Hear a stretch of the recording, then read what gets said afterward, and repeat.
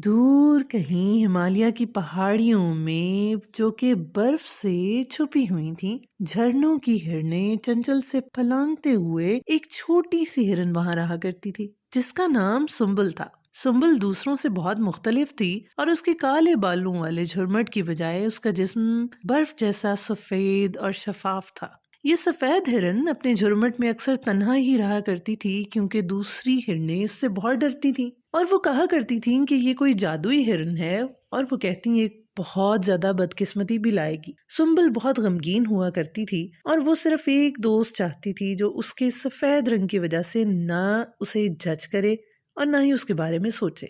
एक दिन जब वो जंगल की गहराई में घूम रही थी तो उसने एक खूबसूरत झील देखी। झील के किनारे एक सफेद हिरन खड़ा था, बिल्कुल उसके जैसा। सुंबल हैरत से उसकी तरफ देखने लगी और वो हिरन भी इसे देखकर हैरान हुआ।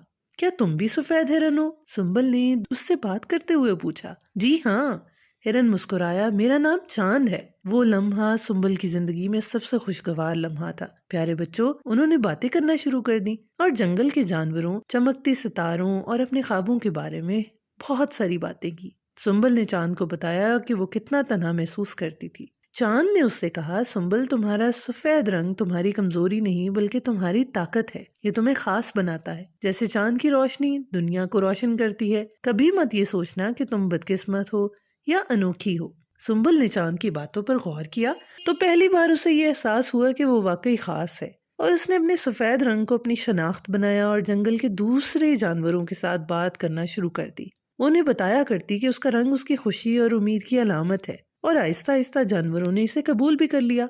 सुंबल और चांद अक्सर झील पर मिलकर वक्त गुजारते, एक दूसरे को कहानियां सुनाते, सितारों का नजारा करते और उन्होंने दूसरे सफेद हिरणों को भी तलाश करना शुरू किया और एक छोटा सा सफेद हिरणों का झुरमुट बनाया।